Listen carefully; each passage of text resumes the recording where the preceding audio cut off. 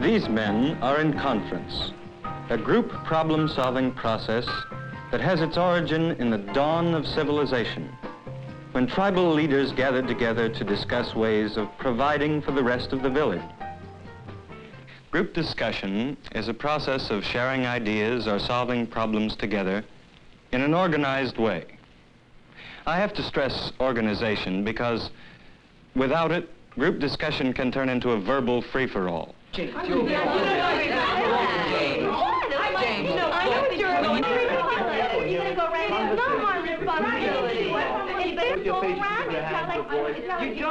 This group lacks a cooperative attitude, and cooperation is necessary for a successful group discussion. Create a congenial atmosphere. Get comfortable chairs and sit in a circle. This allows the participants to converse easily. If the discussion is taking place before an audience, a semicircular arrangement is helpful. Avoid having members sitting in profile. It's important for the audience to see their faces.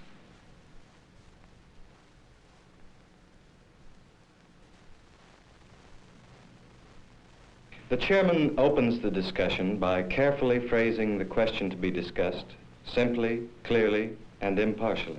The topic we're going to discuss today is whether or not the pass-fail system has more advantages for the student than the present numerical marking system. To make sure that everyone understands what we're talking about, I'd like to ask for definitions of the pass-fail system and the numerical marking system. Richard? The pass-fail system is a system where the student is graded on a pass-fail standard, and he gets one of those 2 marks. The members define their terms, avoiding dictionary-like definitions. The numerical marking system is where you get a grade from 0 to 100, 65 being the minimal passing grade, and then your degrees of achievement are measured from 65 up. The chairman summarizes their statements and arranges them into workable definitions. Okay, so I guess we can say that the pass-fail system is determined really by the teacher, where the student doesn't have any specific idea of where he stands, just that he passed or he failed, whereas the numerical marking system is very specific and it tells you exactly how you're doing, percentage-wise. They next discuss the history of the problem. This requires careful judgment. The panel must select only those aspects of the past history that are vital. The method of organization was called the Flexible Progress Plan. Generally speaking, for a few scattered efforts, the non-graded school has been in existence only since the end of World War II. Under the new Yale College plan, a 5-year experiment that will begin in January, teachers will choose 4 designations for their students: fail, pass, high pass, and honors. The point is that whether a man gets a 72 or a 74 just doesn't reflect his performance, his knowledge, or anything really. Robert Carbone came to a less favorable conclusion in his research on non-grading. He tested 122 matched pairs of pupils in grades 4, 5, and 6 from 4 school systems, 2 with a non-graded primary and 2 without. He found that the graded pupils tested higher in 6 areas of achievement: vocabulary, reading, language, work study skills, arithmetic, and total achievement. This discussion is getting off to a good start. All are actively participating and conversation proceeds easily. The study indicated that students were almost forced to work for a grade, and this often led to emotional distress that could be a deterrent to real learning. The report concluded that it was high time to throw out these outmoded methods. The group next turns its attention to the present evidences of the problem. They must decide whether the question is serious enough to warrant discussion. What I'd like to discuss now is how this problem has affected everybody here. Well, in my case, I feel that if I have a test and I haven't learned the work in class, I have to cram the night before, and it becomes almost a point of memorizing. It's not even, it's just memorizing, so that after the test I realize that I didn't learn anything, because learning for me, I know that it has to be a slow process, like building up day by day by day. And if I was absent, or if I just wasn't interested or tired during that week, and I didn't get, if I didn't really learn, this cramming is necessary, and it's really bad. I also find myself cramming right before a test, just so I can get, let's say an 85 or a 95. Yeah. And once I get that mark, when I get the paper back, I go over the work to see just, how I answered and which questions I got right or wrong. And I find myself not knowing as much as I should know if I got a 95, I don't think that the pass-fail system is an alternative. It's not going to, it will maybe help the cramming problem a little bit because now all you have to do is pass the test instead of being forced to get a 90 on it. But I feel that there should be a change. I've found in my work that having to study all the time just to get a high mark has been a real problem. The chairman again summarizes the statements of the panel members. This keeps the discussion moving in a logical sequence. So far, it seems that the problem is not so much that whether or not you should have a pass-fail system, it's the fact that everybody seems to be cramming before a test. There have been reports, by the way, that there were ill effects on cramming. But I'd like to ask now, is the pass-fail system a remedy for cramming? Do you think that that's the case? The panel now discusses the cause of the problem. Is the pass-fail system a remedy for cramming? Well, I think it might be. Let's see. If the kids don't feel that they have to set a mark or like, let's say, be jewels in the class, and if you remove the concept of competition from the classwork. No, I think competition is definitely necessary. It really is. You need something to goad you on, to make you, want to learn. I don't think if you're just, you don't have to study too much because you'll just get a pass or a fail mark. That's not enough. You need more than that. Well, then again, that depends on the individual. In your case... Oh, well, everything depends on the individual.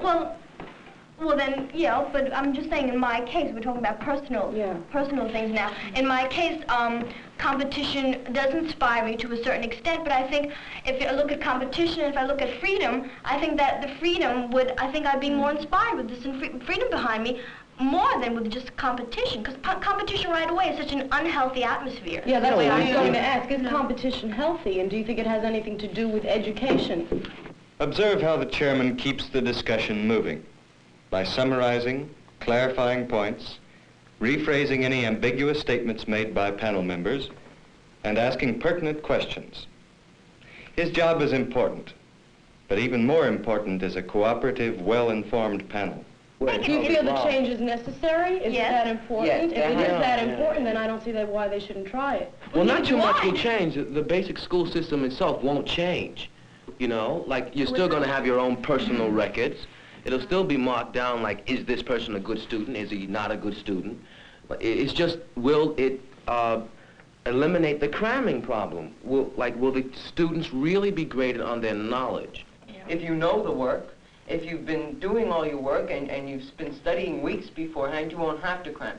So cramming isn't something that's going to be solved by a pass-fail system. No, I think Richard has a point there. I'm sorry. If an argument begins, it's the chairman's responsibility to end the dispute and keep the discussion moving. The pass-fail system will not do anything to relieve the cramming problem itself. It really depends on the individual. The panel continues to exchange ideas and evaluate opinions.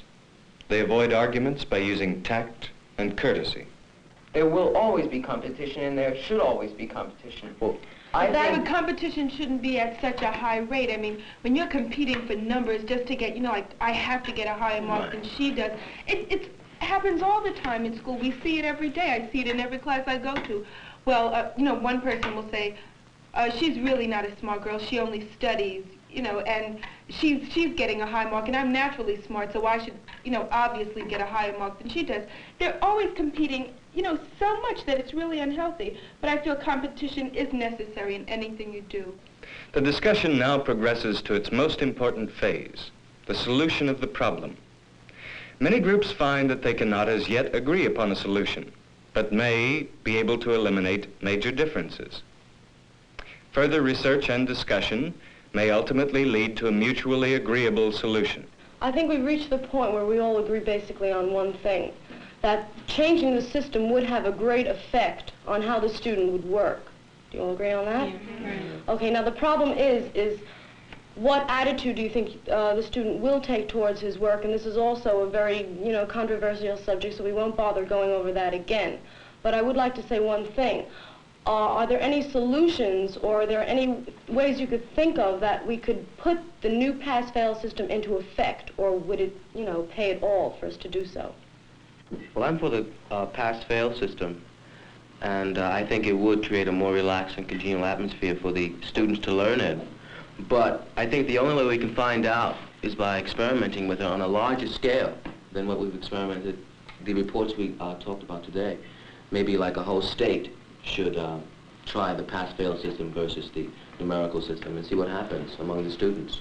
I agree with Jim's proposal of trying to do this on a large scale. This way, it would almost be a test, and it would be good to really prove if the system would work well. My own opinion, I'd love to see it go through, because knowing myself and my own work attitudes, I think this freedom would be just so new and so wonderful that I think I'd have such a greater desire to learn.